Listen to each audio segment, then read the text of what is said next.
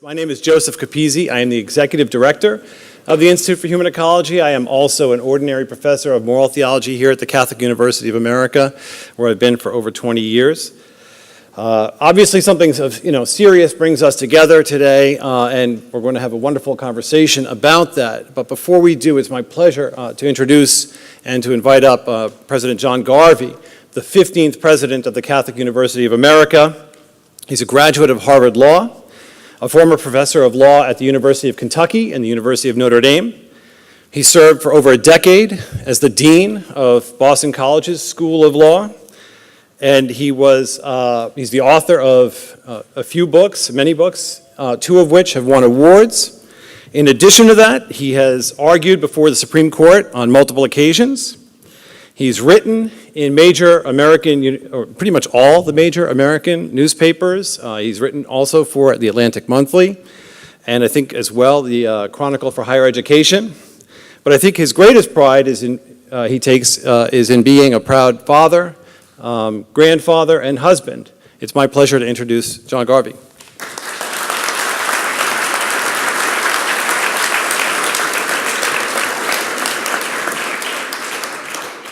Thank you, Joe, and thanks to all of you for coming.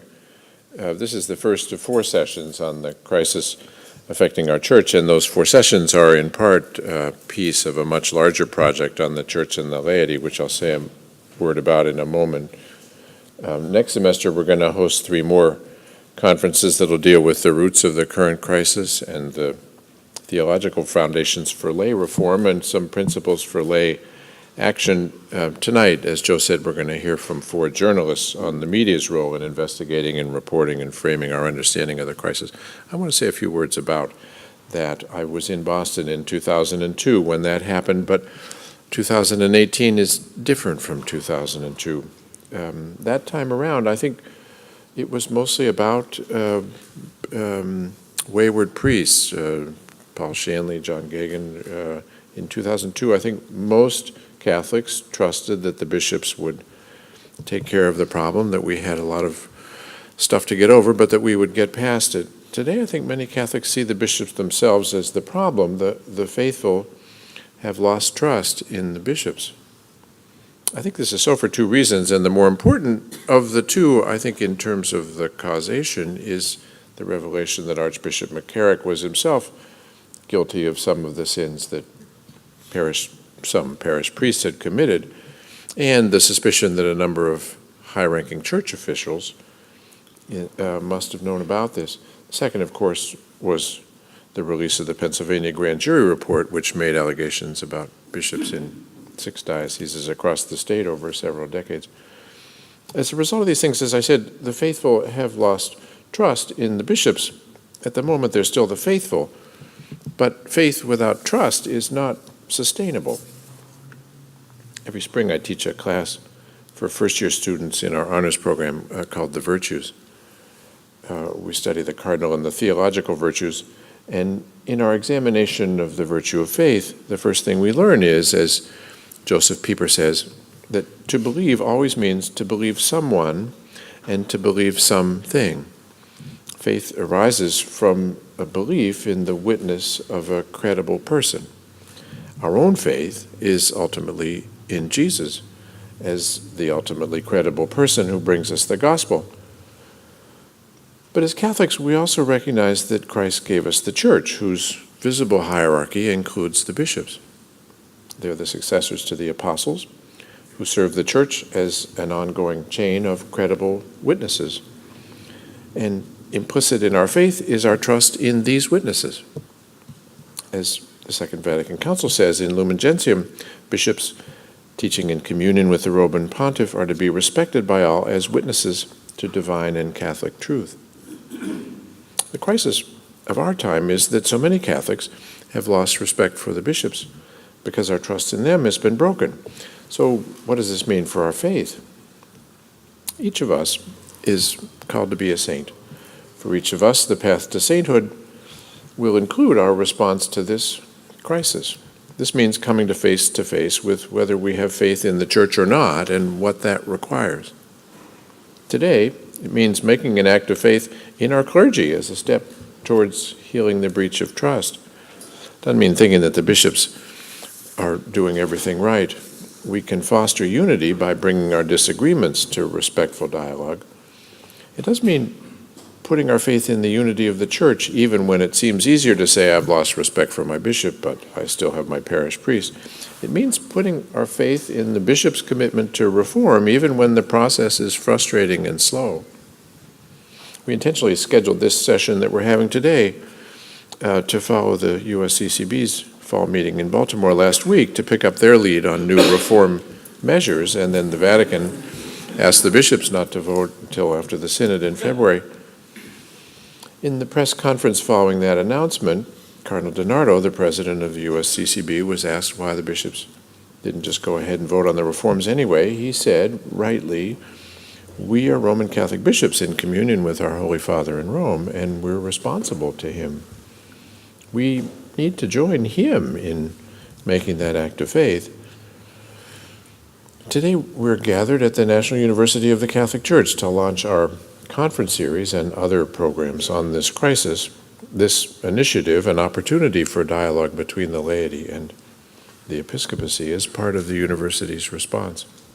From these conferences, I think will come more programs and proposals about how we as lay people can support and inform our bishops as they work to heal the current breach of trust. So I want to close by thanking all of you for coming tonight. This is an important step, and by asking you now to turn your attention to a short video on the initiative that will provide the framework for Catholic University's response to this issue. So thank you very much for coming tonight. Crisis. Its inability to address clergy sexual abuse has caused a crisis of faith, a breach of trust. To restore that trust, the Church needs the help of the lay faithful. Over 50 years ago, Vatican II articulated the role of the laity in the Catholic Church in a document entitled Lumen Gentium. It teaches that all members, not just the clergy, contribute toward the renewal and building up of the Church. The very vocation of the laity is to engage in temporal affairs.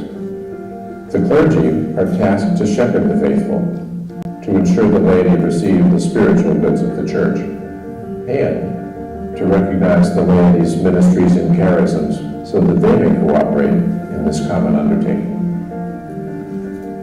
Lumen Gentium says pastors should willingly employ the lay faithful's prudent advice and confidently assign duties to them in service to the Church.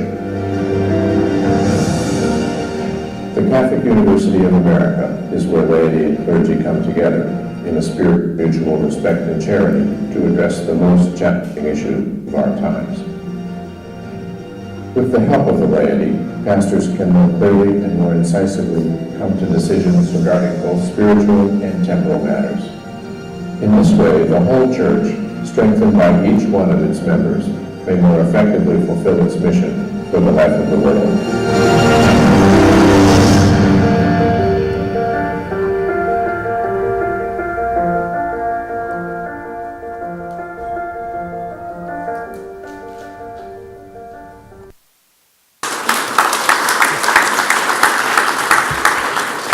Applause is appropriate. People worked hard on that, right, Karna?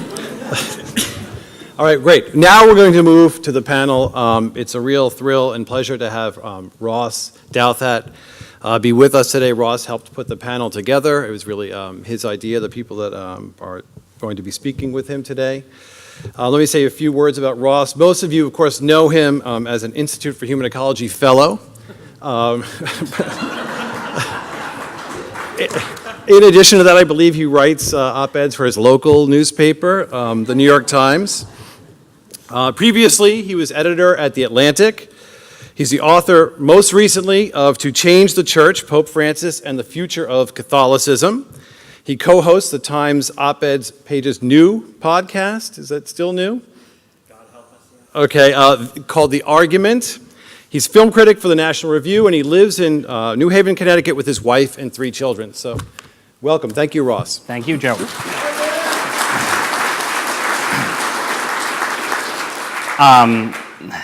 I don't know if I can take full credit for assembling this dream team, but my hope is that they will be so awesome and interesting that I will hardly have to say anything at all. So I'm going to give them each a quick introduction and then ask a general question, and then we will be off to the races, hopefully for about 45 or 50 minutes. And then, having said all the brilliant things we can possibly say, we will open the floor to your brilliant questions. And I'm told that people can also communicate questions electronically, which will then appear magically on the glowing iPad under my chair. So we will have a mix of enfleshed, incarnate questions and questions that are received as if from angelic beings, or whoever's on the internet. So these will be very short bios because all of these people really need no introduction. But to my immediate right is Christopher White, who's the national correspondent for Crux and for The Tablet. Chris has an MA in Ethics and Society from Fordham, a BA in Politics, Philosophy, and Economics from the King's College. He's the former director of Catholic Voices USA and has written for an array of dazzling publications in his career. Immediately to his right is Elizabeth Bruenig, who, like me, writes op-ed columns for a living for her sins, but for the Washington Post, so she has a much easier time of it. No. But she writes on Christianity, politics, public life, occasionally Batman and Star Wars, if we're lucky. Previously, she was an editor for the Post's Outlook and Post Everything sections and a staff writer at the New Republic, and she received her MPhil in Christian theology from the University of Cambridge, where she studied as a Marshall Scholar, which is very impressive. And finally, J.D. Flynn is the editor-in-chief of the Catholic News Agency, not the Catholic News Agency. We're fine with the article. You're fine with I have very little opinion about the article. Which is a global news service owned by the EWTN Media Network. Previously, Flynn was the special assistant to Bishop James Conley in the Diocese of Lincoln, Nebraska. He was chancellor of the Archdiocese of Denver, and he's taught canon law at St. John Vianney Theological Seminary, which means he brings a range of experiences beyond the merely journalistic that will probably come up in the course of our I just want to say about that, my canon law degree is from here, the Catholic University of America, and one of my professors of canon law is here in the room, which means he alone at this point knows how high my propensity for BS is when I don't know anything. So, well, maybe he'll ask a question. Right, that may well be. Right. So thank you guys all for being here. I'm going to start out with a very general question, which is, you're all journalists, we're all journalists, and the journalist's vocation is, at its best at least, to seek out the truth, tell true stories about the world, write those true stories, ideally in an entertaining and interesting fashion. And in certain ways, the story of what's happening in Roman Catholicism is a journalist's dream, in the sense that it is a remarkable human drama. It's a crisis in the world's oldest religious institution. It's a complex story that creates situations where journalists can do their work incredibly well. At the same time, you're all Catholics. Not only that, are we all converts on this panel? Guilty. Sort of? Ish, yeah. Ish? Mm-hmm. I was a teenage convert, so maybe I'm ish too. Sure. So, ish. But, so we all are committed to the institution that we're covering. Not only are we committed to it, we think that it is the means through which God has willed the salvation of the human race. And that makes, I would say, covering the church at this moment complicated. And I wonder if each of you, starting with you, because you're sitting next to me, could just say a little bit about sort of the experience of writing about the scandal as a journalist and as a Catholic at the same time, and sort of how that plays out in your work. So you're starting with the softball question. The softball. I said I promised it would be easy. I think it's profoundly exciting and profoundly challenging. When I first got into reporting, which was certainly an accident, but I found that's actually how you get your best stories, are typically accidents. I remarked to a number of people that I'm sort of sad that I didn't live through 2002, because it must have been such a ride to cover that. And well, here we are in 2018, and I think most people that covered 2002 would say it's far worse than 2002. And so it's a constant toll, but I miss going to Mass and not sort of listening to the prayers of the faithful and wondering if there's going to be a prayer for survivors. I miss sort of thinking about my Cardinal Archbishop as just that, someone who I respect, not someone I cover. I miss sort of always feeling like I have to sort of observe my faith as well as practice it. So those are certainly challenges. It's a tightrope. But to see the institution up close in the midst of it is also a source of, strange hope. What happened last week in Baltimore, which I'm sure we will discuss at great length soon, was immensely challenging, surprising to a lot of us, but to also sort of see the reactions, the leadership at its best and at its worst, and some mix thereof. It is in its own way faith affirming as well to see people that really care about this and getting it right, and to you as a journalist to challenge them in that process is also rewarding as well. So it's all of those things. It's messy, but it's worth the mess. So. Yeah, I think that's right. I think that there are a lot of non-Catholic journalists, religion journalists who are also covering this, and I think the different dimension that arises when you are a Catholic journalist covering it is that for survivors or for people who are whistleblowers or people who are in some way traumatized by what's happened directly or peripherally, when they talk to a Catholic journalist, there's a different kind of relationship there. A lot of these people feel like they're trying to tell their stories and get some kind of response, and the institutional church is just kind of frozen. And I think the meeting in Baltimore is a good example of that. They just feel like there's no access and there's no response, and that every response they get is about a further response that will be forthcoming, if they get anything at all. So when they talk to a Catholic journalist, I think a lot of these people actually get some benefit from it, because at least it's a fellow Catholic who's listening. Someone inside the church who's going through the same thing you are going through cares in a very real and material way. And there's a therapeutic element, especially when people disclose stories about sexual exploitation or assault to journalists. They're oftentimes telling their stories the first time. That's been my experience with a few victims I've worked with. And I take a lot of solace in that, because the other side of it is that, when you're an ordinary Catholic who's going to Mass every Sunday and taking your kids there, every week you show up with a new story in your head. And, just stuff you didn't know before that is indelible now. You can't unknow it. And it's not great news. And so I think it's difficult. It's difficult for the people who are covering it. I had an experience where I went to the Prince George County Courthouse to pull criminal files on a priest who was convicted in 1986 of the molestation of 3 minors and given 25 years. And so I had to tell the clerk to pull it off microfiche, because they're not just sitting in the courthouse at that point. And so the clerk pulled it off the microfiche, printed the pages, and I had given him names and dates so he could make sure that he was getting the right thing. And he eventually brought me the stack of pages and said, "You can read this if you want. I don't want to see anymore." And I thought, well, my job's going to be to go home tonight and wait till my 2-year-old goes to sleep and then read all of it. And so that's difficult. And I do hope that the victims and the survivors who are working with journalists and Catholic journalists, like I said, adds that different dimension. I hope that they're getting something good out of it, and I hope that it's not having an overall detrimental effect either. So it's very challenging. It's very complicated.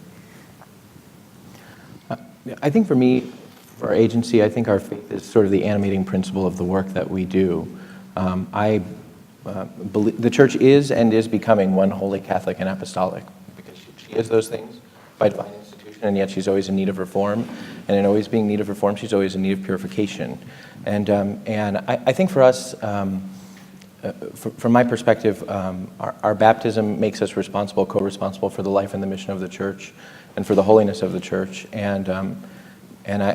It's been an extremely difficult grace to be able to do that in this way, where I think part of the job is to recognize that for Catholic journalists right now, there's something of a prophetic dimension, because we're pointing to things that are true, and in pointing to things that are true, I think by that very fact, calling the church to a deeper conversion, to a deeper kind of commitment to live as she's according to what she says is true.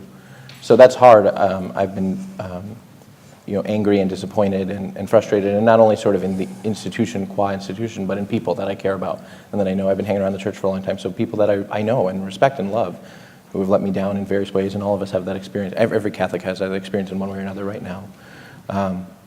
But I do think there's a sense in which all of us are responsible for the holiness of the church, and this is the way that we do it. But I think all of us have to kind of figure out and discern what it is that we're to do right now for the mission of the church and for the kingdom. Do you think, so none of us were really active as journalists, right, during 2002. Right. So we can't necessarily speak to this perfectly, but... I was 11. Oh, dear God.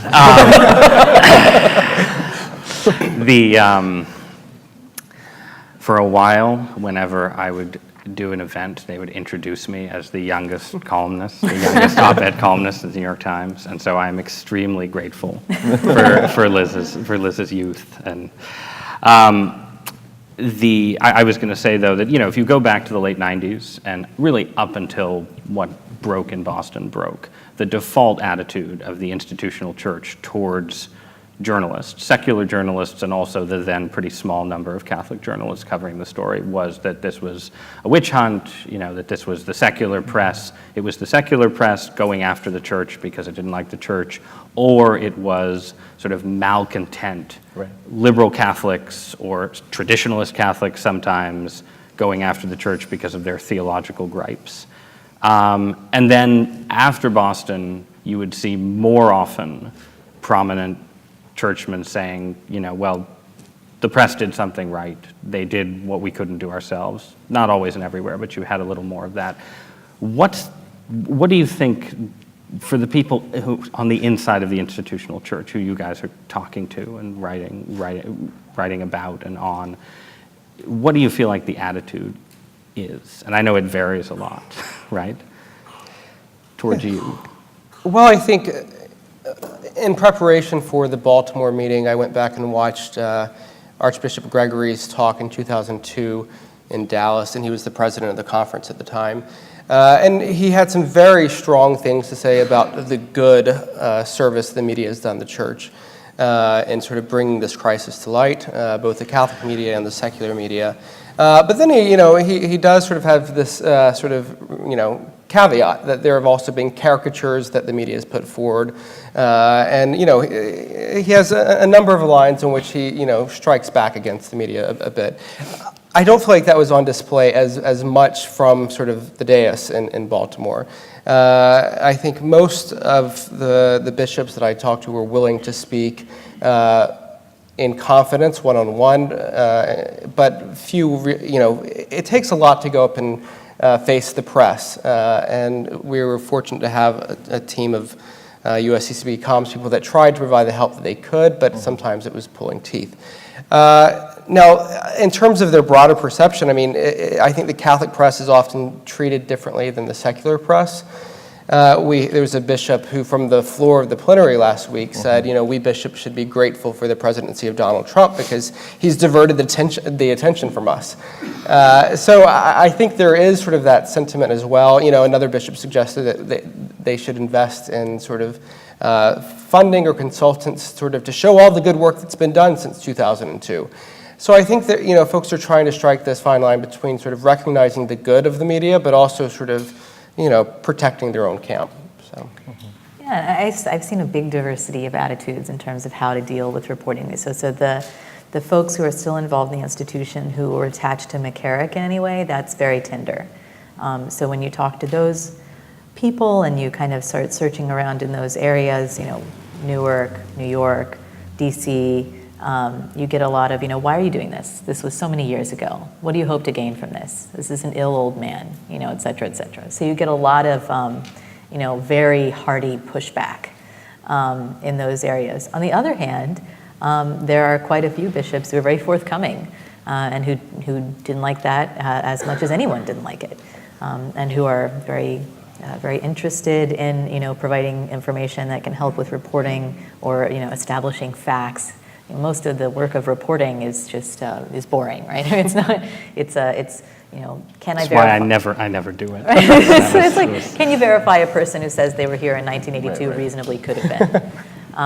Or if a guy says he was in New York in 1979, can we find a phone number or an address that verifies that? And so a lot of times people inside the institution can be very helpful toward that end. And sometimes you get stubbornness. McCarrick is an area where there's been a lot of, tenderness, soreness, if you want to think about it that way. But then, outside of those nodes, there's been a lot of real honesty and openness and really searching thoughts that have come from people inside the institution, I think, as well, from bishops, and especially priests and seminarians, who seem to kind of be at ground zero, because they're dealing with the lay faithful every day. So I've been very heartened by a lot of those conversations as well. We broke something this summer, I can't remember what, but there was something that we broke this summer that was starting to generate some attention, and a bishop called me, not kind of a bishop who I know well, actually, I didn't even know how he got my number, but a bishop called me and said, thank you, and not someone who I would expect sort of to be in my sort of tribe in the church, but thank you for doing this, and please keep naming names, and please keep going after this, and we need this for the purification of the church, and thank you, and thank you.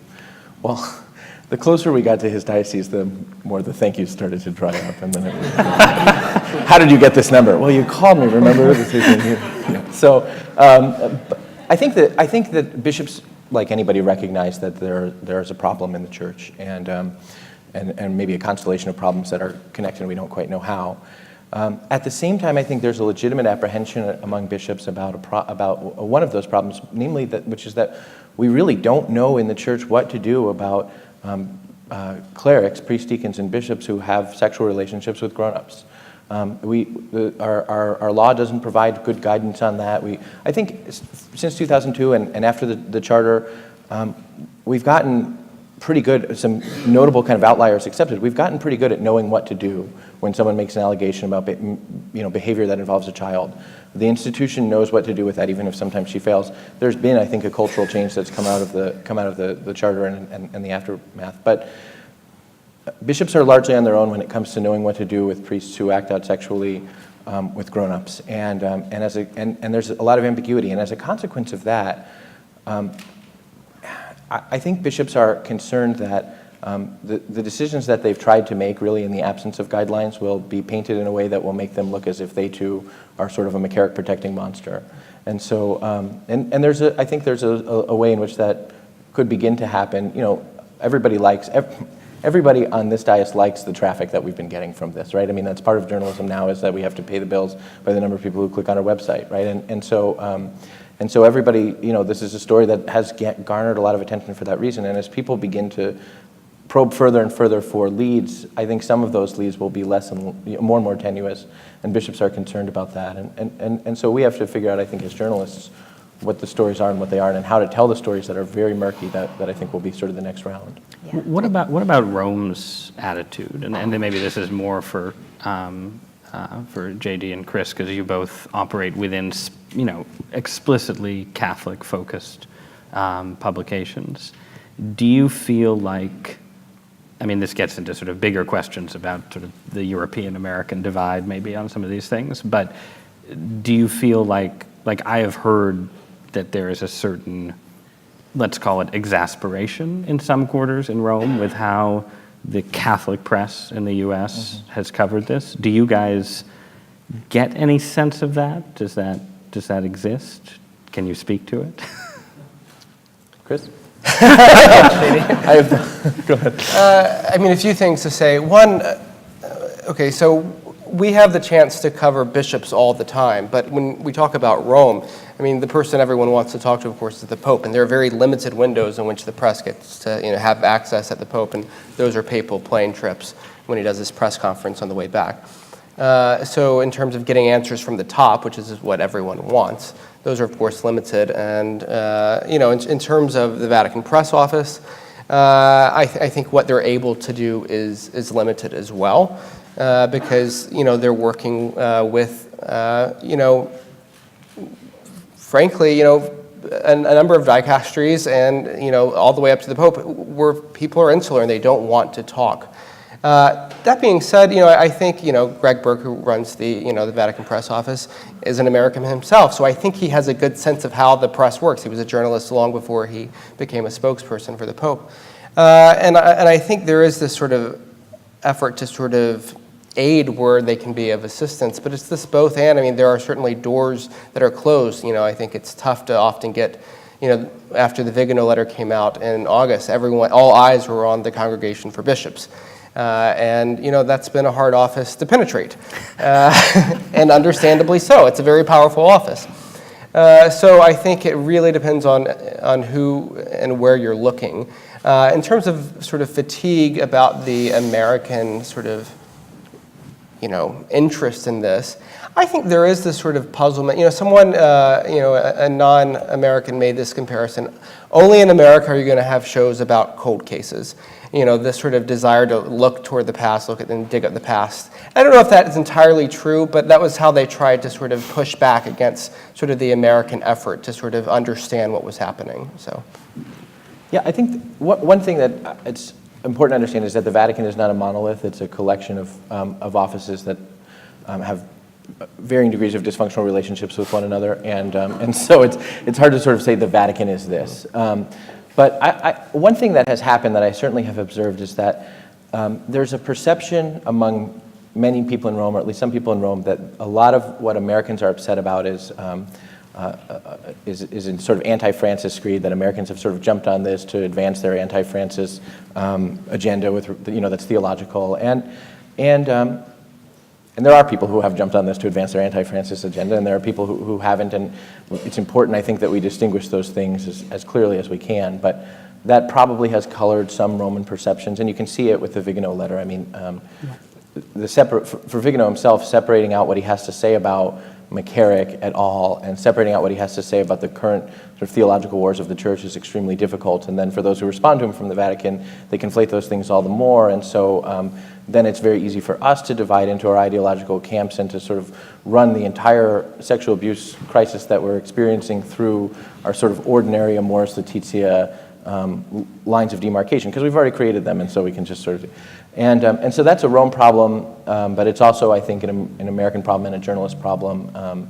We all should want the answers about coercive sexual activity of bishops and priests and cover-ups thereof. But it very quickly, sort of, those things very quickly get intermixed with our theological disagreements. And I remember back in, I want to say January, there was a big conference in Rome where it sort of brought together the Amoris Laetitia dissenters and the China dissenters. And we had this conversation about whether or not that was, if you consider that an effective strategy, this big tent sort of Francis resistance movement.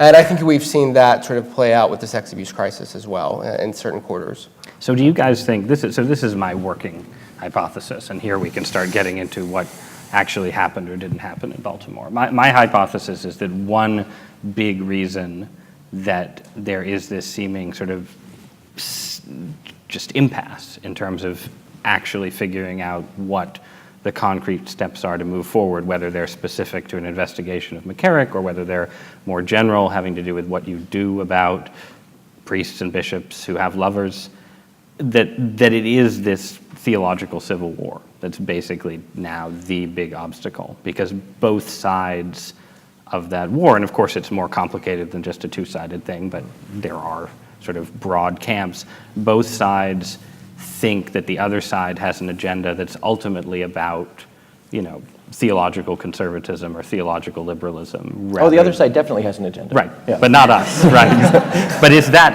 do you think from sort of being more on the ground, is that actually what happened in Baltimore? Why did that happen?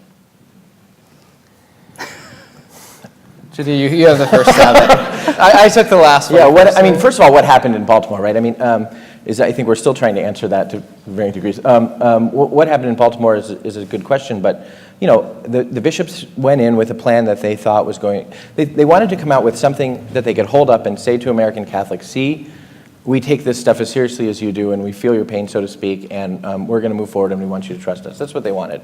And privately, lots of bishops would say we have various kinds of issues with the documents that we're going to use to do that. But what they wanted was the win. and to come out and say in a unified way, we care about this stuff. And the Holy See put that on ice with the expectation of this February meeting. I think many people think, okay, so after the February meeting, there's not going to be sort of a unified global strategy on this subsequent to the February meeting, so the can is being kicked pretty far down the road. And I watched bishops who were extremely frustrated with that, and that said to me a lot about how much the bishops understood at least the importance of this issue for Catholics. Now, I listened to them later and thought, well, maybe they don't really understand what this issue is for Catholics, but at least they understood the importance of it, and I think they felt like they were cut off at the knees. Yeah, I think from the perspective of a lot of the lay faithful, when you ask the question, what happened in Baltimore, the answer is nothing. Right. And that's, I think, a very fair, I mean, that was certainly the lead I wrote in my story. But with that, there's a lot to unpack. I mean, we had the bishops' meeting kicking off on November 12th. Cardinal DiNardo said these documents were finalized on October 30th. We still don't know when they actually went to Rome. Right. Multiple canonists, JD can speak into this if he wishes, but had said to me that, there are canonical problems, that the letter that Cardinal DiNardo received had outlined some of those. We don't know that. That's not a public letter.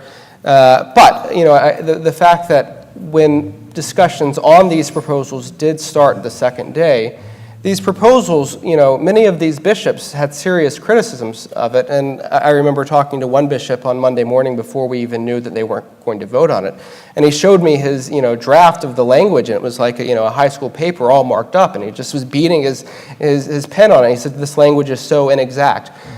So I think for some it was deeply frustrating not to be able to go home and say, yes, we're taking this seriously, but for others, I think some of them went home breathing a quiet sigh of relief as well. And that's a really hard pill for a lot of lay Catholics to swallow. One thing I saw, we don't know a lot because there's no FOIA in Holy Mother Church, which is extremely frustrating. But there is the Holy Spirit, and all that is hidden will be revealed. Right, exactly. One thing I saw that was sort of an outgrowth of this that may bear great fruit in the long run is that because they didn't have a whole lot to do once the Vatican put the proposals on ice, Cardinal DiNardo instituted what I sort of have been calling these open mic nights, where the bishops could come up and sort of say whatever they wanted about the sexual abuse crisis. And some of them said things that were very specific to the policies, and some of them just sort of said their thing. And there was I've been going to bishops' meetings for a long time, and there was more honesty and candor in that conversation than in any conversation I've seen at an Episcopal conference in ever. And people but isn't that agree. kind of like when Al Gore was running for president and people would be like, oh man, you should hear Al Gore behind the scenes, Yeah, I mean, he's so charismatic. I don't think it matters for this. Right? It was neat to see some of those guys talk like human beings. And so if one sort of outgrowth of this can be that the conference evolves from its very corporate structure into something which is more synodal, I didn't intend to say that, but more synodal, more fraternal and collaborative, that would be cool. But that's sort of a long-run structural thing that may happen but doesn't relate to what we need right now. But the human beings thing, right? Yeah. Like, I feel like that's actually a nice distillation of a lot of what you see in sort of lay Catholic revulsion, which I agree seems to be at a higher point in certain ways this time than 15 years ago. Like, to me, one of the useful things about this wave of scandal is that I feel like I understand that wave of scandal a little better, in that, the extent to which you had figures as compromised as Cardinal McCarrick, former Cardinal McCarrick, in these positions made the broad behavior of bishops a lot more comprehensible. Mm-hmm. But at the same time, there's so much, even now, of the episcopal language that is used to discuss these cases and, to sort of talk about these issues, that it's not that it seems un-Catholic, it's that it seems unhuman. Yeah. And I think, like the Vigano letter, right? The Vigano letter is a mess, and it's a mess precisely, as you were just saying, in that it collapses the theological civil war and the sex abuse crisis in a way that guaranteed that it would only be sort of positively received by a segment of conservative Catholicism. But one thing you can say for the Vigano letter is that it sounds like a human being. Yeah. Like that guy's a human being.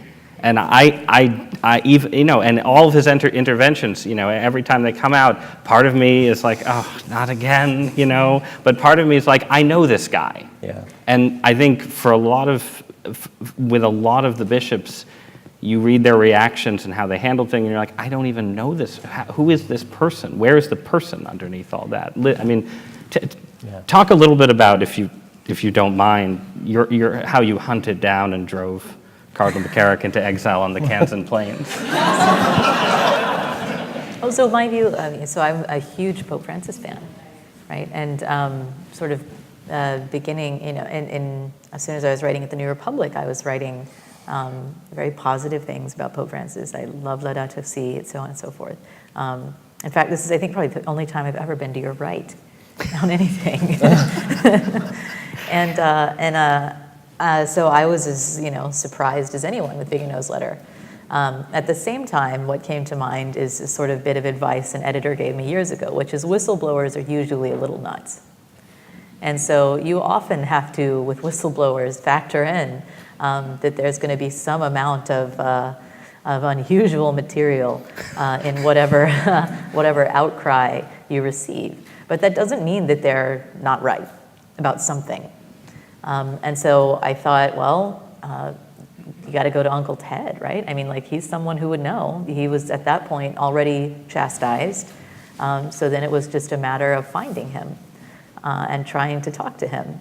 At that time, his spokespeople were saying that he was too ill to receive visitors and to really converse coherently. That seemed kind of funny to me because I had someone who showed me text messages from him in June saying, hey, some stuff's about to come out, so my birthday party's off. He seemed pretty lucid.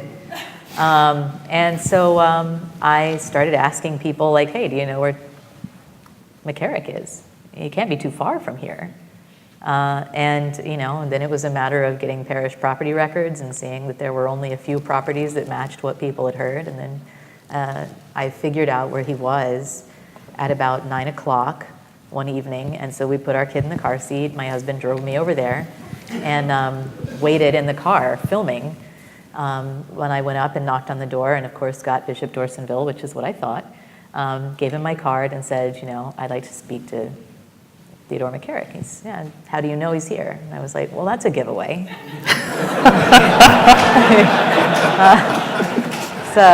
Which is something that's common with the cover-up in the church, is that the cover-up's happening poorly. Keystone Cop cover-up.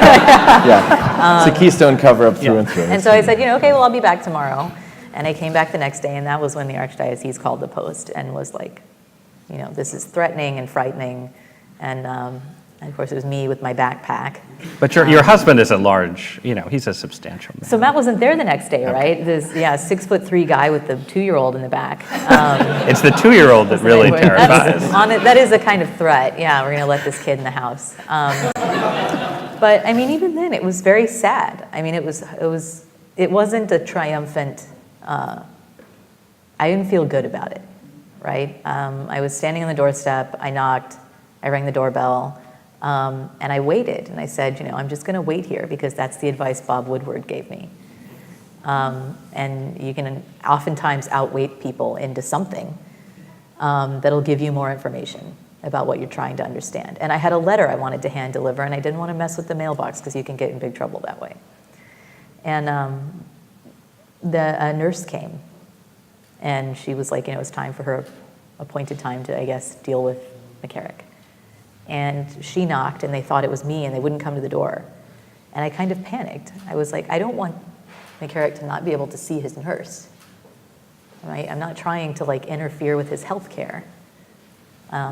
It doesn't have to be that way, right? I mean, and I wish there was some way I could have made it clear that it wasn't me knocking anyway she left. And I mean, I hated it. I hated it more than anything.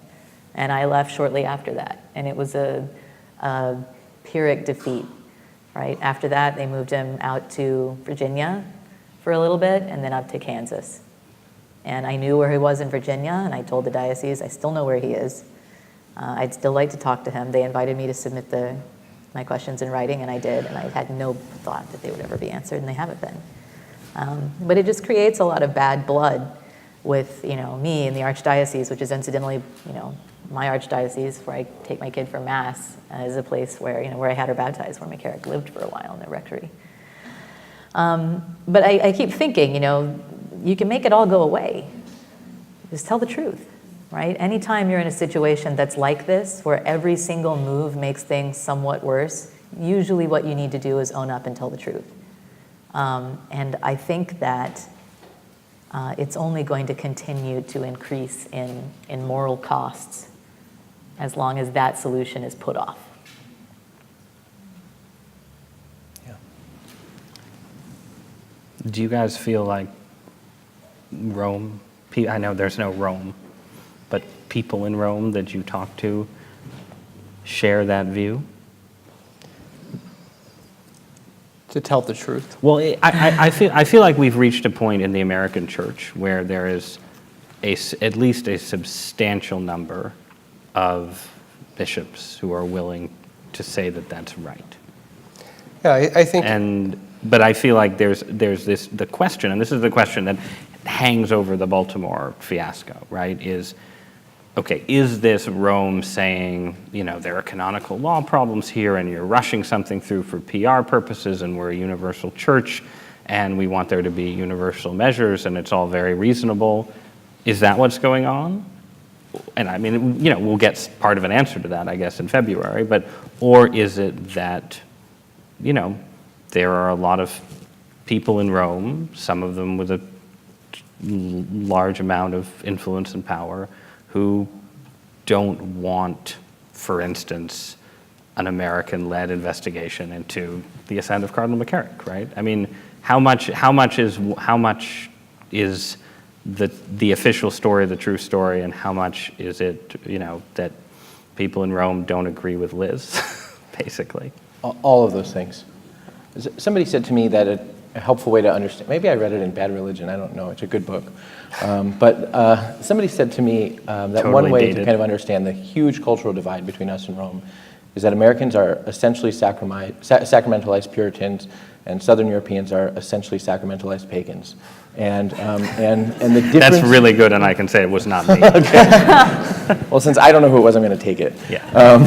But the difference between those kinds of groups entering into the same Catholic Church are profound. And so we're shocked to discover that there's sin among the leaders of the church because we think that everybody with a collar is holy and not going to commit any sins. And the Italians are shocked to occasionally discover that there's a saint or someone who prays among them. Right? So it's the cultural differences there are huge. And so I think there is a way in which many people who are long-time sort of Vatican folks have a hard time understanding, not the magnitude, I mean, they understand the magnitude of this, but they have a hard time understanding why we seem so dispirited and deflated by the fact that the church is full of grave and profound sinners. Because all their beautiful buildings were built by grave and profound sinners who ran the church at various times. And so that difference is, and then we kind of expect that the rule of law will fix everything, and we have this idea that the USCCB is going to come up with 6 policies, and after 6 policies, bishops aren't going to commit any more sins, or we're going to catch them if they do.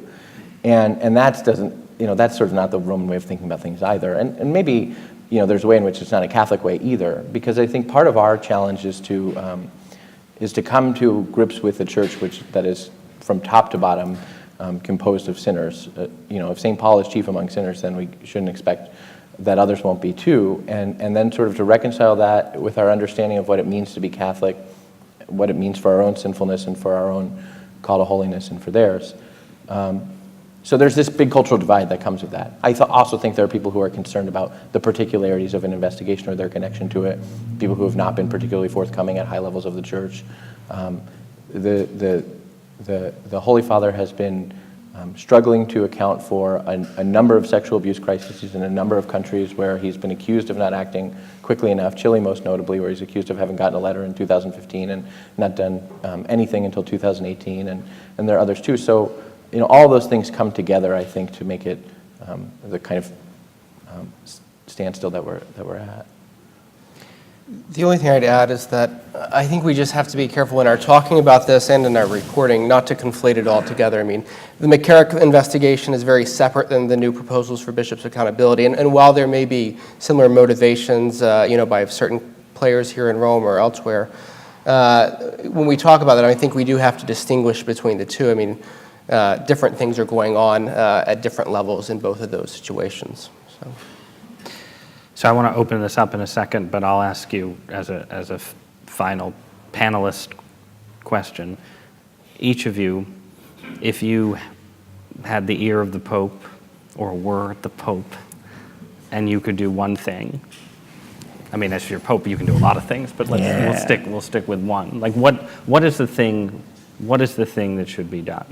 Where, in terms of the, we are Americans, we have a juridical legal mindset, but it doesn't have to be a juridical legal thing. What would you do? I'd put a mother as your sort of czar of sex abuse cases.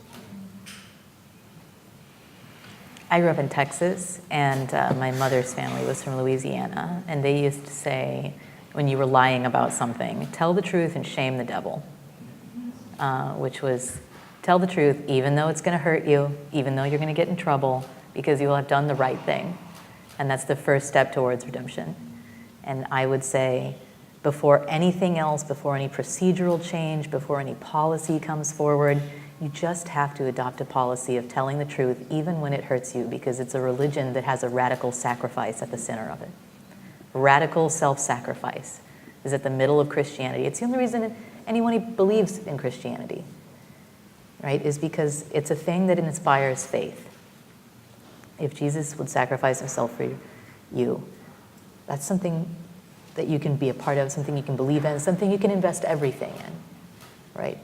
And people want to feel that way about the church. I understand people are sinners. There are also different gradations of sin.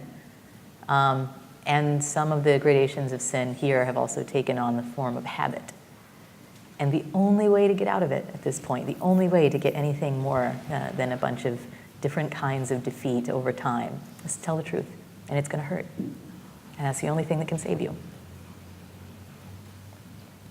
I was thinking about the number of people who would like me to say, I'd answer the dubia, but that's not really that's not my actual answer. That's not my answer. Wrong panel. I was just thinking, It's already on the record. I was just thinking how many people would be so excited but that's not my answer. Absolution forgives the sin, and that's a whole other conversation. Absolution forgives the sin, but penance is the thing that restores justice and reconciles the relationship. And whether I felt as the Pope that I had personal culpability or not, I do a penance, a big public penance, and I invite all my other brothers to kind of walk the Via Penitentia with me, and we'd go from there. And then policies, and Chris is right, women who are mothers who are connected to this are hugely important, but I think penance is one of those things that reconciles relationships. I wouldn't be surprised if come February and I would hope actually at February that it would start off with a big public penance service. And I hope that people will take it, if that's so, I hope people won't see it as window dressing, but as the essential sort of component of who we are. All right, let's have some questions. So there's two microphones here, and let's start right there because it's conveniently located next to the microphone. And then again, hopefully I'll be getting questions from the internet on this device. But if I don't, I'm sure you guys can carry us through. Please identify yourself and just obviously a brief question or at least a statement that ends with a lift in your voice so it sounds like a question would be ideal. Thank you, Ross. Dawn Eden Goldstein, Holy Apostles College and Seminary. Thank you for arranging this panel. It's been great to hear these different points of view. I want to go to something that J.D.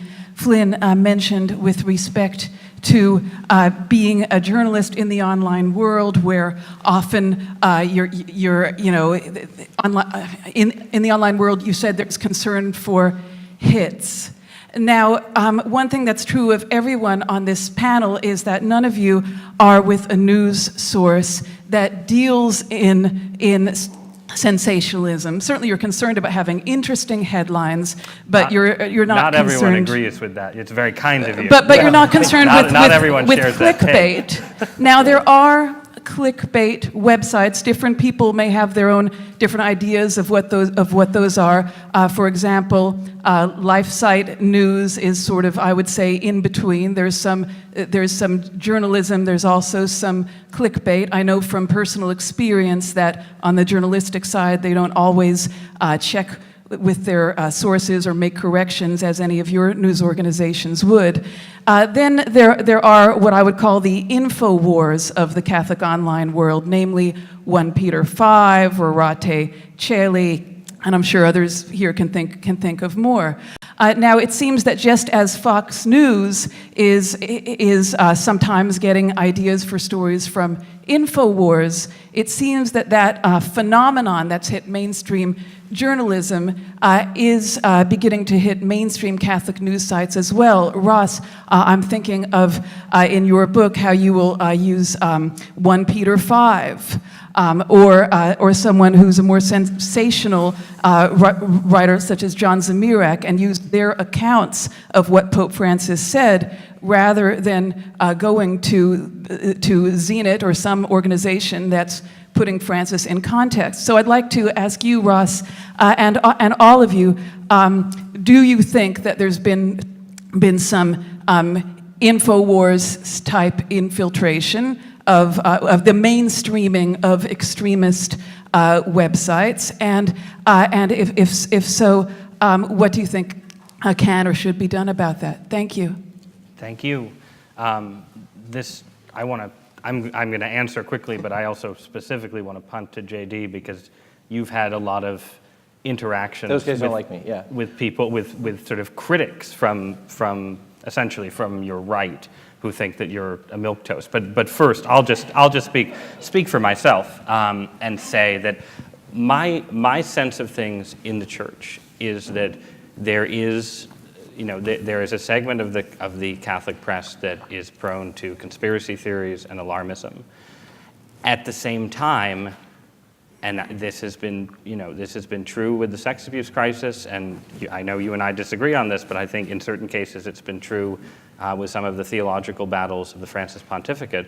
I think there have been times when the extremists have been willing to say things and raise issues and raise stories that other outlets weren't touching, that turned out to be more accurate descriptions of what was going on. And I'm very comfortable saying that's been true of the sex abuse crisis because I saw it in my own life. That if you went back to 2003 and people would come up to you during that scandal. I was, a young journalist at the time, but I might not be on the panel. I'd be at the panel, and people would say things to me that I thought were ridiculous and totally implausible, like that Cardinal McCarrick took priests and seminarians to his beach house and molested them, hypothetically, except not hypothetically.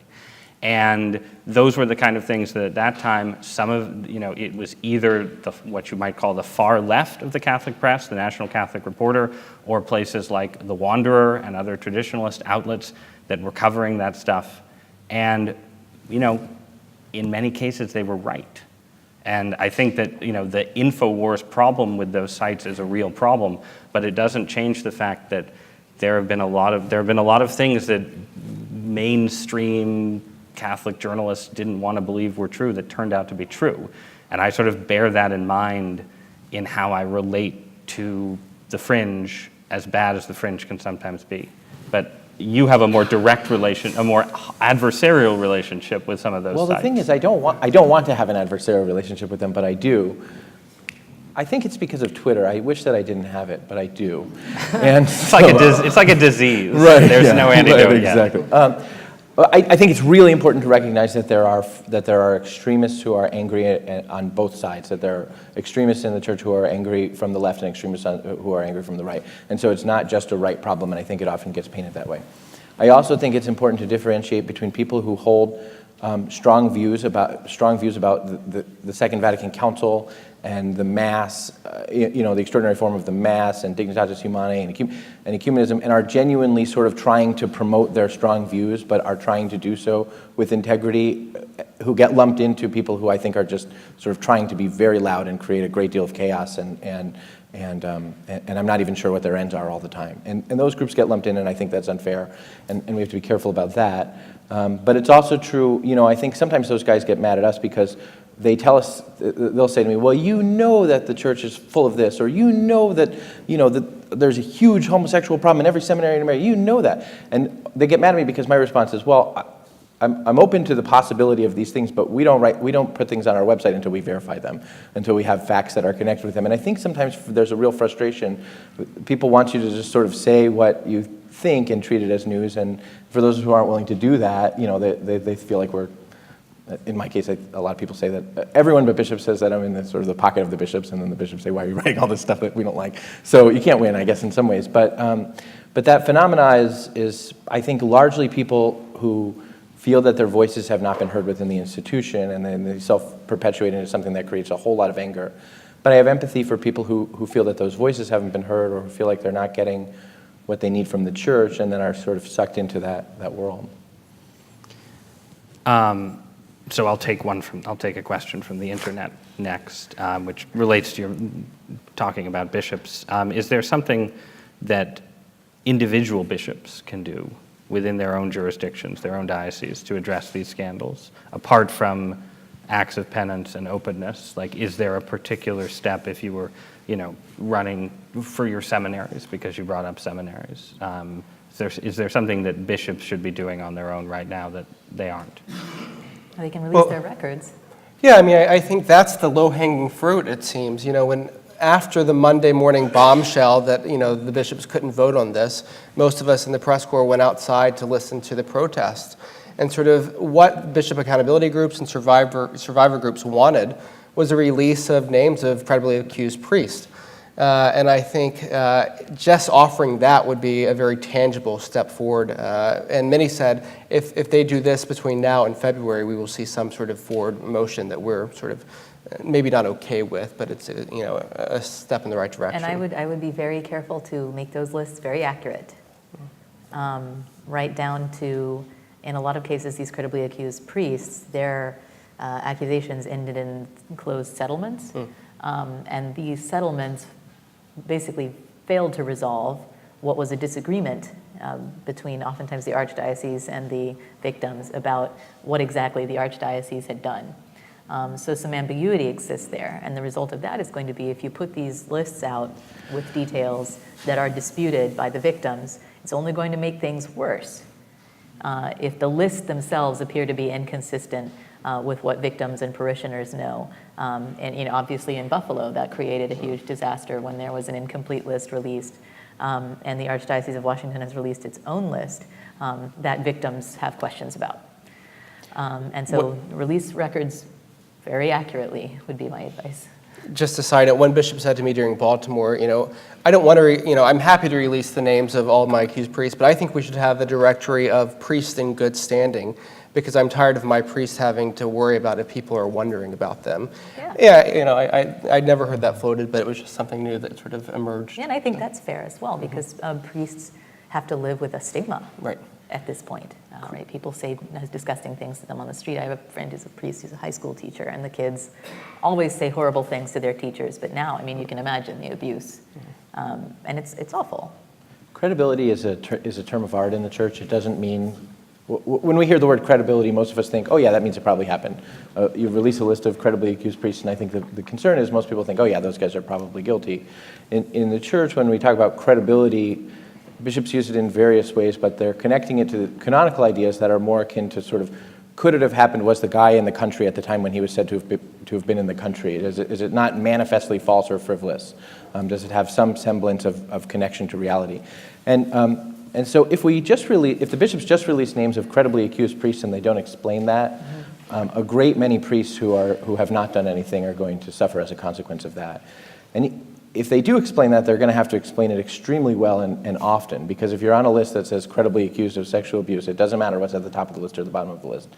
And so that's hard. I think bishops are going to have to figure that out, or get a better term, or figure out the right threshold. Where in the process do we release the name? Because the establishment of credibility is pretty early in the process. The person hasn't necessarily had the right to defend themselves yet, and I think we still believe in the rule of law and due process when people are accused of sexual misconduct. I hope that we do as a church. And so bishops are going to have to figure out, and probably together, where's the point at which we release names.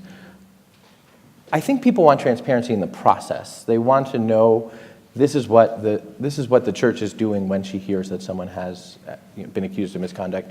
And there's been sort of the veneer of transparency in the process, but maybe there are reports that bishops can give that give more details about what the review boards have done. If there's this metropolitan idea for metropolitans to look into their suffragan bishops, which has a lot of merits, maybe metropolitans could sort of release information about the processes that they do. But the information has to be comprehensive enough that we're not sort of indicting priests who have not yet had any opportunity to defend themselves. I think we heard that a lot in Baltimore. We Yeah. need uniform standards Yeah. for this. So. And I do think due process is very important. Right? Yeah, And absolutely, it can't be overlooked just because of the situation is severe. It doesn't mean there aren't going to be, like you're saying, frivolous complaints that get thrown in from time to time. And so, I mean, if it's a matter of releasing records, as for Southern California had to do that in a few settlements. And those are pretty enlightening on how the process worked as well.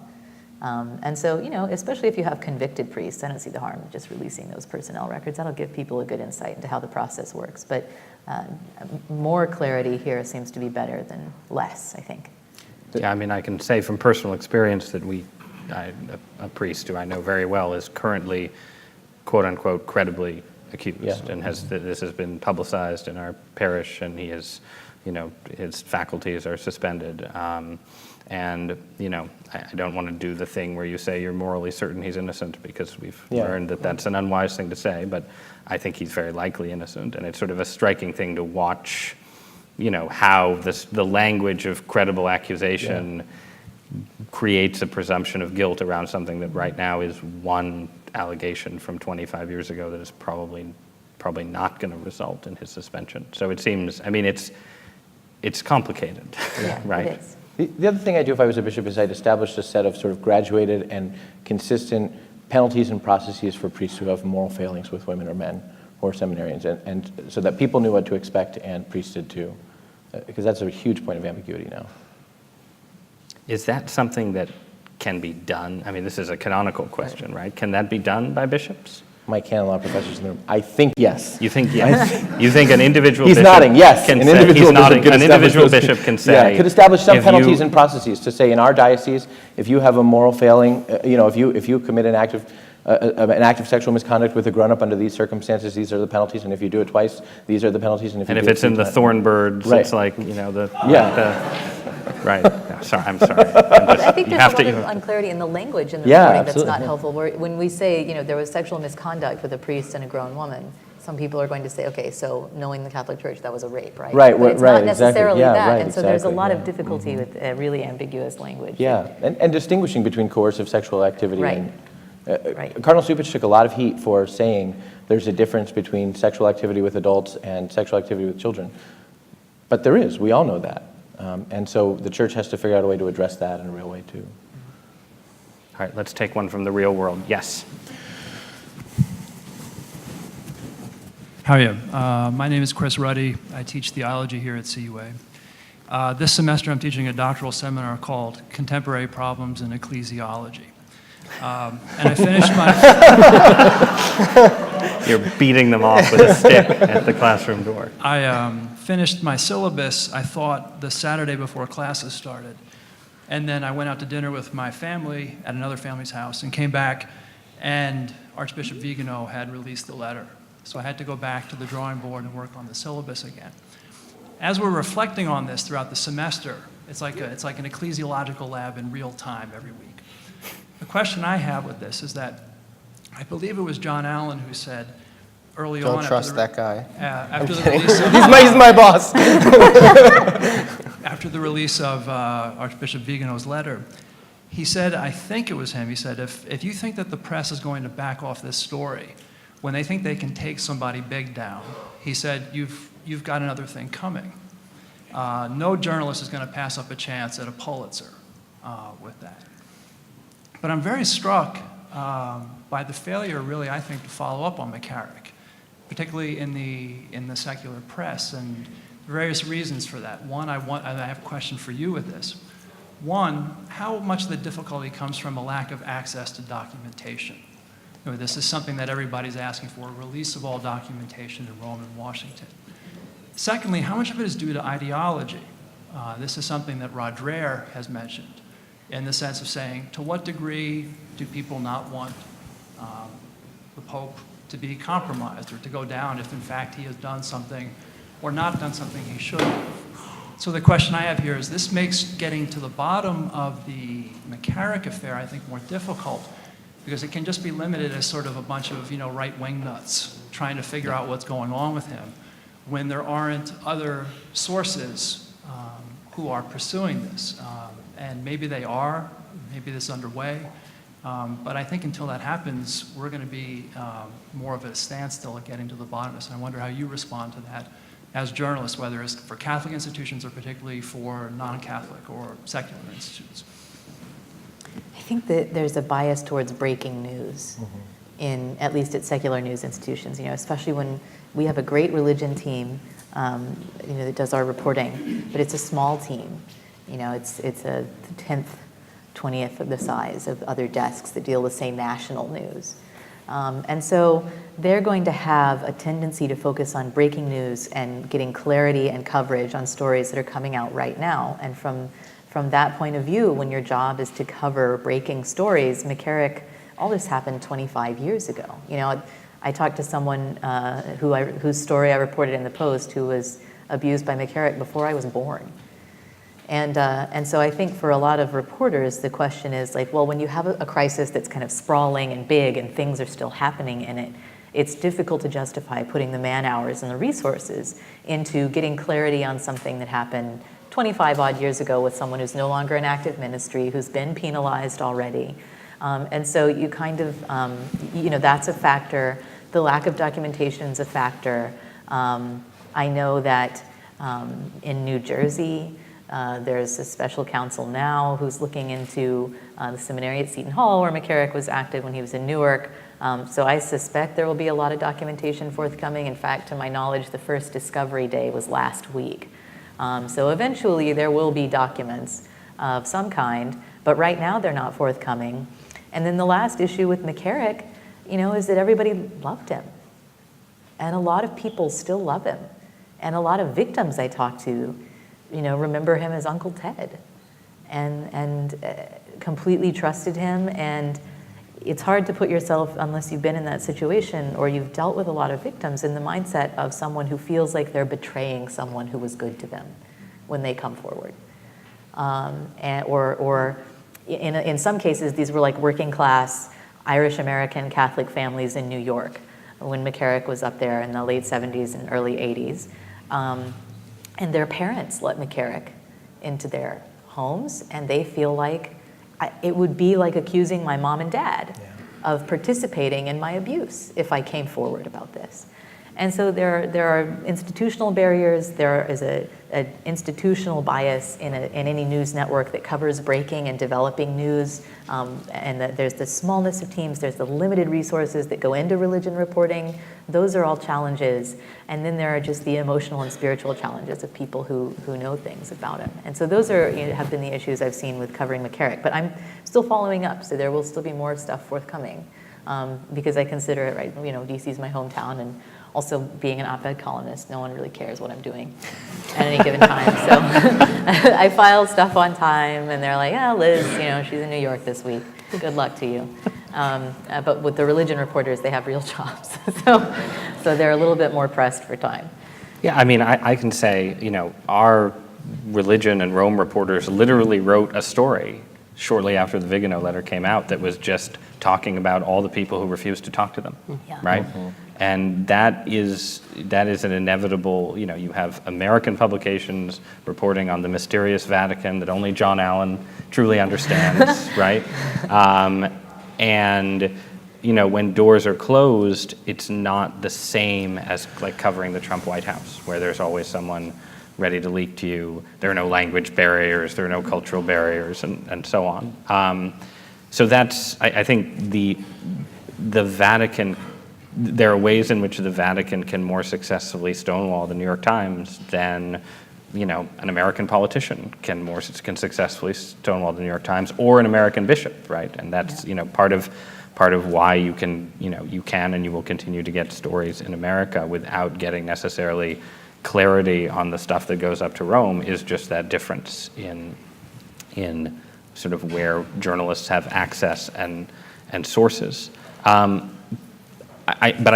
think it would be false to ignore the fact that there is a narrative that a lot of journalists believe in, where liberals are reformers and good guys, and conservatives are against reform and are bad guys, and that has some influence on the story. I don't think it has a dispositive influence. I can certainly say that the religion reporters of the New York Times would love to get the Pulitzer that you're talking about, but it has some influence. I was on Fareed Zakaria's show, and he basically asked me that question. He was like, this whole thing with Pope Francis is so baffling because he's a reformer, right? And the conservatives are criticizing him, and there was just a sort of puzzlement. And Fareed's a smart guy. He knows how the world works probably better than I do. But there is that narrative that I think, at the very least, the situation in the church should complicate, and that has some effect on coverage. And then what Archbishop Wensky said, though, is also true, right? Like, the Trump all the time thing, it just pushes other stories out of the news in ways that even, the Boston stuff happened after 9/11, and you would have thought that, the global war on terror would have pushed that out. But the global war on terror, as a shaper of media coverage, has nothing on Donald Trump. Yeah. And that's true. The Archbishop was right. And then the secular media, or the media that is not specifically Catholic, you can put it that way, it covers religion as religion. So they're looking at the Tree of Life shooting, they're looking at all kinds of things. We don't have specific Catholic units, and that does make a big difference in sort of the allocation of resources, because there are always a lot of stories going on with religion. There are Muslim women elected to Congress, and all these different stories that get covered. I'll just add, though, there was the story that came out the week before the bishops' meeting from the Boston Globe and the Philly Inquirer, where they had spent, I think it was a team of 4, had spent, 2 months on it. So I think, some outlets are still sort of releasing people to cover this. And I mean, that story was much discussed at the bishops' meeting, not so favorably from the floor, from the bishops there, but people were paying attention to it. It was one small effort. So. Yeah. Religious literacy, a lot of secular journalists have asked us in recent weeks just to give us a sort of, to give them sort of a glossary on terms that, for those of us who work in the Catholic press, who just come as second nature, but breaking through that, just cultural barrier is a big one too. Yeah. I had to explain to a secular reporter what it means to break a vow of chastity. And, right. I mean, you would... Well, Chris didn't have to describe it as much in detail as he did. They got your drift after a while. What clericalism means? You can't get it nailed down. So here's another internet question, maybe a more personal one. Have you guys talked to seminarians and young priests about this? You guys have mentioned it a tiny bit, but if so, what, both how are they processing this, and what advice is there for the church from their experience right now?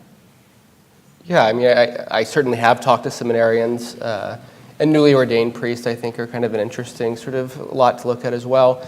One bishop told me that, he did his first sort of round of listening sessions, and one of the newly ordained priests who had just been ordained last spring raised his hand and said, Archbishop, am I going to have to deal with this?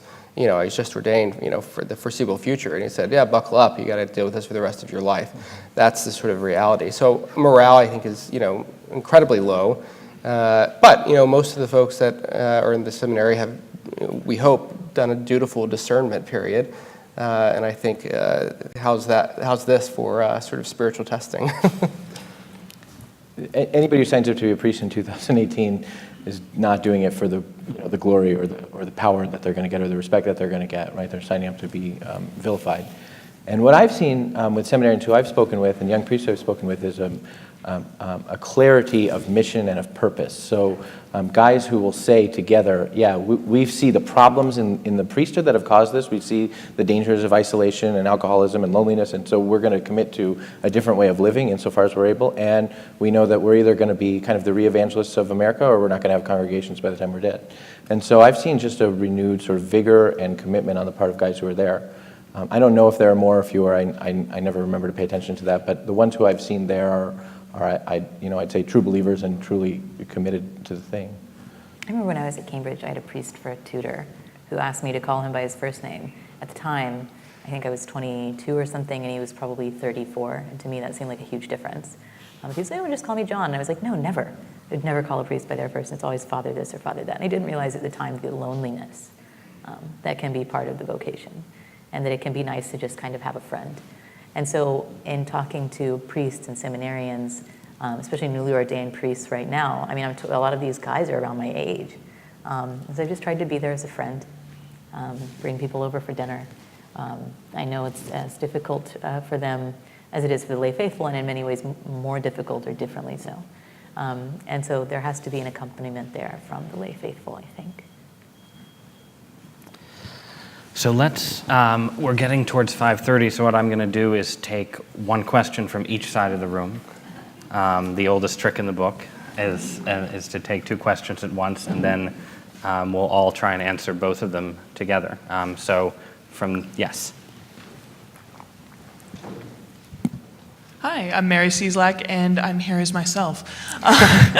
But I did graduate from Catholic University. I was wondering, all of you have spoken to some degree on the level of the priests being on the ground and the bishops, the archbishops, the pope being very separated from what is happening with the laity here in America and in all the other countries that are having this current crisis right now.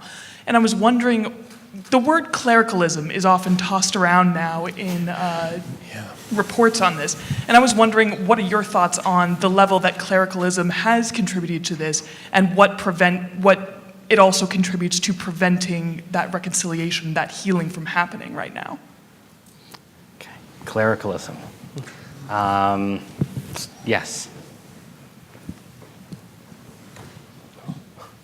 Oh. I meant the gentleman with the tastefully silvered hair. Mike Kelsey, I'm a seminarian actually here for DC, and I was just curious, one of the odd journalistic aspects seems to be the delay between, say, when the church notes something's coming, like Pennsylvania Report, and then the almost like shock they act, like when it comes out. And just as journalists, do you have any insight on kind of that seeming strange inability potentially to grasp what's happening, what's coming, how do they deal with that? Thanks.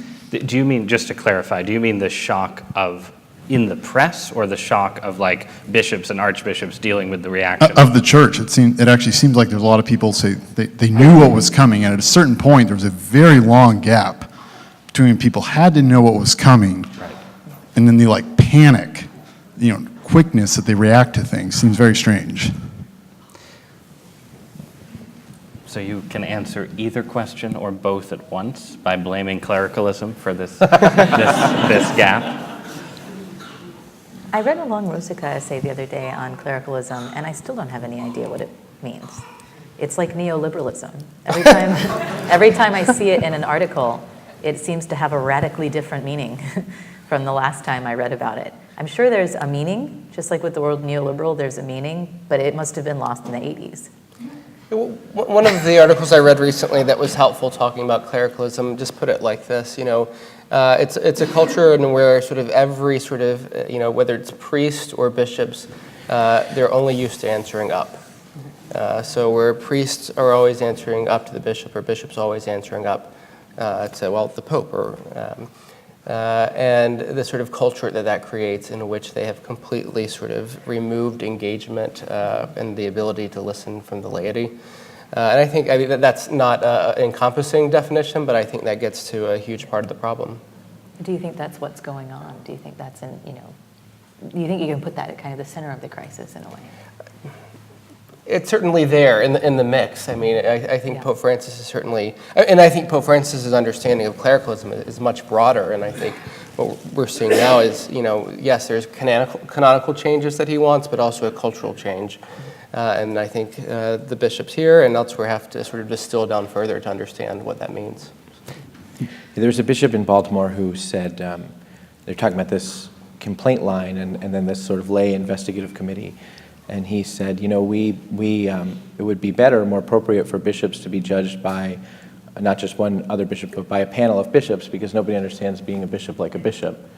And that struck me as being part of what clericalism is the idea that bishops, priests are separate, that they would not be held to the ordinary standards of Christian behavior that we would expect from other people. And I honestly think that sometimes laity can be more responsible for clericalism than clerics, that we have a tendency, maybe increasingly less so, but we have a tendency to put Father on a pedestal and His Excellency on a double pedestal, and His Eminence is right there next to Our Lady. And so we can kind of foster that attitude ourselves. The best boss that I ever had who was a bishop said, you don't work for me, you work for Jesus Christ, and if you think that I'm not doing something, you ought to tell me. Now, sometimes I would tell him and he'd say, thank you, go away, and that was fine too. But there's not enough. I think there could be more of that listening. Why didn't the Pennsylvania grand jury report, why didn't people understand the magnitude of it? I think that people, I mean, you can say sort of it was very graphic and very detailed and people were shocked by that. But I think that's the time when a lot of people started to realize this isn't the paradigm of 2002 and thereafter. So 2002 was about the priests, but after that the narrative was often about there are a lot of people out there who want to hurt the church and who are using the sexual abuse crisis to hurt the church, and it becomes sort of an us and them. And I don't think anyone expected that Catholics would read the Pennsylvania grand jury report and themselves be as hurt and as angry. People who go to Mass, daily communicants, the core Catholics would be as angry and hurt. And that's, I think, the first time that the bishops started to see this isn't an outside problem, this is an inside problem. And it's hard to know how to respond to that.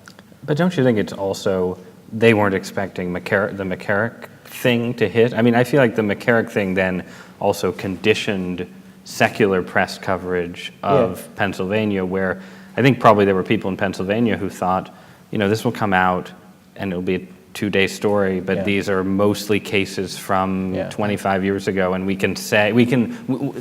feel like they thought, we can have a narrative which is, this is the past and we're doing better in the present. Those are the talking points that they had, and suddenly those talking points didn't work, and because of McCarrick and the realization that, okay, some of these things are maybe still happening in some ways in the church, or these things that we thought the bishops had handled, maybe they hadn't in the way that we thought, and so those old wounds became new wounds. And I think back to the June bishops meeting in Fort Lauderdale this summer, and I mean the bishops, I think it's fair to say, were as united as you could have hoped for, because their main concern was the family separation happening at the border. I mean, there was a report from the head of the National Review Board where he offered some critiques of the current policies in place, but no one, I think, expected 10 days later to be hit with this. And I think that the McCarrick story circulated for years before it ever found publication. And I think that there are many, many, many stories like that reporters know about, and they ask for comment, and they try to get further information, but somewhere in the process it stalls out. And that happens several times with McCarrick. And this just happened to be the one time where the press came and asked for comment, and the story really published. And so I think there's probably a lot of guessing on whether or not these are actually going to come out or be published, or whether reporters are really going to stick to it, or other news is going to take over, especially, in light of the news cycle's shortness now. It should be said there are bishops who had to fight to get the McCarrick story out, who had to fight to get it to be treated in the way that it was. I mean, Cardinal Dolan especially had to say, we're going to handle this according to the way we handle processes, and deserves, I think, an extraordinary amount of credit for that, whatever else.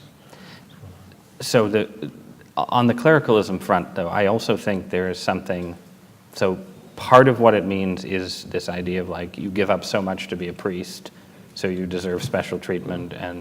But I think connected to that, and I felt this reading your piece on, you wrote about the courage apostolate, right? And sort of, this is the Catholic organization that takes an orthodox view of homosexuality and gay sex, and works with same-sex attracted Catholics and tries to help them live chaste lives. And you wrote a story about how they contributed to arguments that were used to sort of keep predatory priests in circulation, because the theory of courage was that obviously that not that orientation can change, but that behavior can change, and that nobody is sort of, and so this was then applied to priests in cases where it pretty obviously shouldn't have been. And what struck me reading that was, how you have a very different theological perspective there than you get from, some cases where it was a more liberal Catholic climate and so on. But you end up getting exactly the same behavior.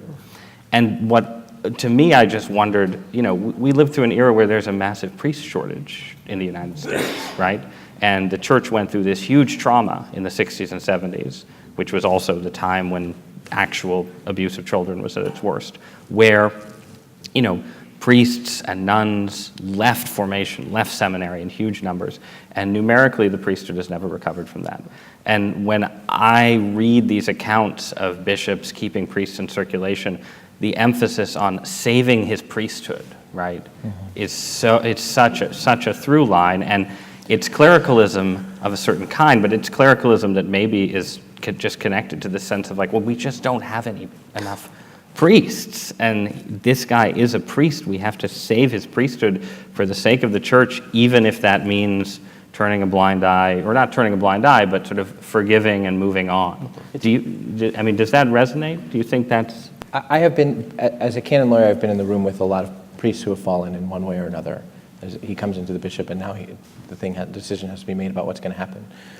To borrow a term from W, I think it's compassionate clericalism. I think that the bishop oftentimes sees his son who has fallen, his priest who has fallen. So I don't know if it's sort of numbers in this calculation. It's that if any of our children committed a grave and serious crime in the midst of a personal crisis, it's natural that we would think about how do I get my child healed before we would remember the demands of justice. And for bishops, that's not okay. It's not okay that they only remember their broken son, but it's understandable, and I think it's the reason why there need to be mothers and fathers in the room and laity who are involved in that process and all of those things. But I do think the bishop is sometimes blinded by that in a way that's born out of, I think, a disorder of charity, blinded by that love for his priest and his desire for his priest to be healed, and he forgets about the rest of it. Well, that clericalism is thinking of the priest as being your son in a way that his victim is not, maybe. Yeah. Mm-hmm. Right, yeah. All right, well, on that slightly grim note, thank you all so much for coming. I'm sure the panelists will be happy to stick around and be buttonholed with further questions. I really appreciate...